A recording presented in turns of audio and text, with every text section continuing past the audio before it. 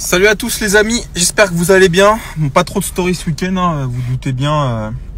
J'ai pas eu le temps, enfin j'ai pas eu forcément envie de faire des stories, mais j'ai passé un super week-end. Franchement, j'ai fait un post à cet effet, mais je vous le dis. Alors je sais pas si c'est un rêve qui se réalise parce que honnêtement, j'ai pas vraiment de rêve lié au matériel, bien que ce soit hyper gratifiant et comme je dis, c'est un marqueur de quelque part pas de réussite parce que j'en suis loin, mais c'est un marqueur quand même de voir que on est bon dans le business, on est bon dans le travail, on fait du bon travail, que de pouvoir se faire ce type de cadeau.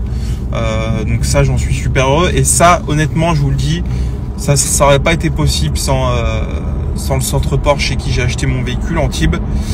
Et encore une fois, je veux pas faire le suceur de queue, hein, mais il y a eu beaucoup de problématiques par rapport à mon dossier, je vous le dis. Parce que c'est des véhicules qui sont extrêmement convoités, c'est des véhicules qui sont demandés, peu diffusés. Pour vous donner une idée, là cette année ils en ont plus à la vente, c'est terminé. Vous voulez un GT4 RS, vous êtes dans un centre Porsche, on va vous dire monsieur on n'en a plus. Donc c'est compliqué à avoir et en même temps il y a des problématiques derrière que la direction doit respecter. Je pense notamment à vendre à des clients qui sont peut-être plus anciens, des clients qui sont géographiquement plus proches de la concession, ça compte. Bon, tout un tas de problématiques que mon commercial Stéphane, avec qui on s'est lié d'amitié, je vous cache pas parce que c'est un truc qui dure depuis 1 an et demi, a su défendre auprès de sa direction. Sa direction a été à l'écoute de ça. Donc franchement, il faut le dire, sans eux, ça aurait pas été possible. Et moi, je voulais ce véhicule et pas un autre parce que je voulais pas une GT3 RS parce que j'en ai pas les moyens, très honnêtement. Je voulais pas une GT3 parce que je trouve que c'est trop. Voilà, je voulais un GT4 RS parce que je trouve que ça me correspond parfaitement. Ça allie le côté performance, le côté fun, le côté jeune. Voilà, c'est une voiture de jeune, je pense. Pas que, mais je pense que ça correspond bien à un jeune. Je voulais cette config, j'ai pu la modifier au dernier moment.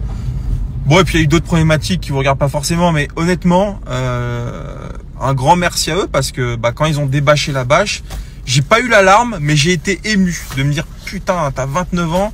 T'as quand même su te faire un kiff que c'est compliqué à 29 ans normalement une voiture à ce prix-là machin, mais il y a pas que l'argent, il y a comme je vous ai dit les problématiques citées avant et ça franchement encore une fois dans mon poste je le dis, je pense que mon plaisir il est à 50% lié au parcours d'achat, au processus d'achat et 50% lié au produit puisqu'il est exceptionnel le produit, mais effectivement moi j'ai adoré les échanges, si tu veux ça a été plus que acheter une voiture, voilà.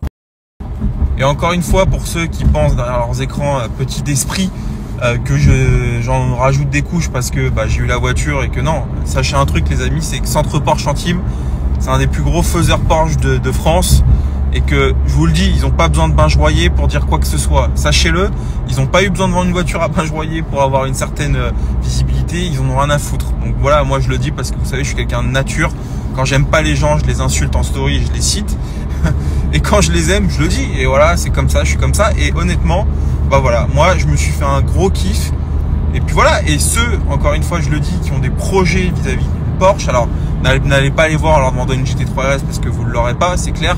Mais par contre, si vous avez un projet d'achat sur une Porsche, une 911, un Cayenne, un Macan maintenant c'est compliqué avec les malus, mais voilà, vous les contactez de ma part et je vous le dis les amis, c'est pas parce que vous les contactez de ma part d'ailleurs, mais vous serez reçus mais comme il faut. Je vous le dis. Donc ça voilà, ça c'était important de le dire, mais j'en reparlerai de toute façon. Et puis voilà, là on recommence la semaine, beaucoup de travail, j'ai vendu des caisses, je vais faire les petits posts Instagram, mais j'ai pas chômé ce week-end pour autant, donc franchement tous les voyants sont au vert comme on dit, donc je suis très content. Là cette semaine je vais faire le PPF sur mon Cayman et puis voilà, je sais pas si je vais beaucoup rouler avec par la force des choses parce que je travaille beaucoup honnêtement, et puis c'est pas une voiture daily, il faut le reconnaître, hein, ça fait beaucoup de bruit.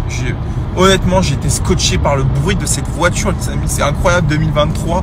Le bruit de la voiture, tu te dis, mais c'est incroyable.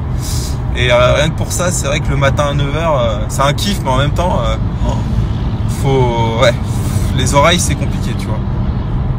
Mais par contre, le week-end, etc. Et je pense que je vais faire pas mal d'événements caritatifs. Alors, j'ai à cœur d'en faire. Et je pense que ce sera l'occasion de la sortir vraiment pour... Je pense que c'est... voilà, je je pense que enfin voilà, l'idée de cette caisse, c'est pas d'aller dans les rassemblements pour se masturber. Voilà, j'en ai rien à foutre, mais surtout, ouais, effectivement, là, faire beaucoup de pistes. Alors ça, c'est clair et net. Faire de la piste à mort. Faire beaucoup de drift dans tous les sens, dans les ronds-points de ma zone. Ça, c'est clair et net. En fait, ça va être la voiture vraiment qui me correspond, tu vois. Ça va pas être ce qu'on appelle une garage queen, tu vois, une voiture qui reste dans un garage sous bâche, ça m'intéresse pas du tout. Ce serait dommage, vraiment, vu le potentiel de l'auto. Mais par contre, ouais, beaucoup de caritatifs, ça j'ai vraiment à cœur d'en faire parce que je pense que ça se partage une voiture comme ça se garde pas pour soi, ça serait vraiment égoïste, ce serait dommage. Donc voilà, et puis voilà les amis, ma petite story du lundi matin, et je vous ferai évidemment un débrief. Beaucoup me demandent qu'est-ce que j'en pense. Ah oui, et petite parenthèse aussi, pas mal de gens m'ont fait la réflexion sur le chargement sur la remorque. Alors tout s'est très bien passé, hein, je vous rassure, pas de casse et tout a été parfait. Par contre c'est vrai que, et c'est aussi comme ça qu'on apprend, hein, très honnêtement, déjà j'ai appris à sangler. Les amis, sangler une voiture, c'est loin d'être anodin, et je pense que je suis plutôt bon là-dedans. Et ça vous paraît con, mais je savais pas assembler, je suis pas un mec manuel. Et pourtant je fais pas mal de choses manuelles, je pose du PPF, hein, je fais pas mal de choses. Alors je suis pas le meilleur poseur PPF du monde, hein, mais je me débrouille plutôt pas mal je pense. Et je suis assez fier de moi pour ça. Il faut être fier de soi sur les choses sur lesquelles on n'est pas très bon à la base. Et donc voilà, et on m'a pas mal insulté, fait la réflexion sur mon chargement. Effectivement, j'ai chargé le GT4 RS en avant parce que je pensais, mais c'était une erreur de ma part, que sur un plateau remorque, il fallait équilibrer le plus possible sa masse. Et vous le savez, le GT4 a un équilibre parfait puisque le moteur est au milieu de la voiture. Donc en fait, l'idée c'était de mettre la voiture en avançant le plus possible pour que ce soit équilibré, quoi. Mais en fait non, on me l'a dit et je le savais pas, mais en fait il faut que le poids soit réparti le plus possible vers la flèche de la remorque. Et ça je le savais pas, hein, on peut pas tout savoir. Effectivement, c'est des choses que voilà, je saurai pour la prochaine fois, c'est pas grave. Mais une Porsche se charge à l'inverse, on me l'a dit, il faut qu'effectivement le poids soit le plus vers l'arrière pour que le chargement soit équilibré et sécure, safe, etc. Donc voilà, ça on m'a fait la réflexion, je voulais répondre à ça. Pas tout savoir, mais maintenant je le sais. Et effectivement, on me demande souvent qu'est-ce que je pense de la voiture. Écoutez, j'ai fait un peu plus de 300 km avec. Je l'ai prise à Antibes, j'ai roulé un peu dans la région. En tout cas, ce que je peux vous dire, les amis, c'est que c'est un truc de fou. Voilà.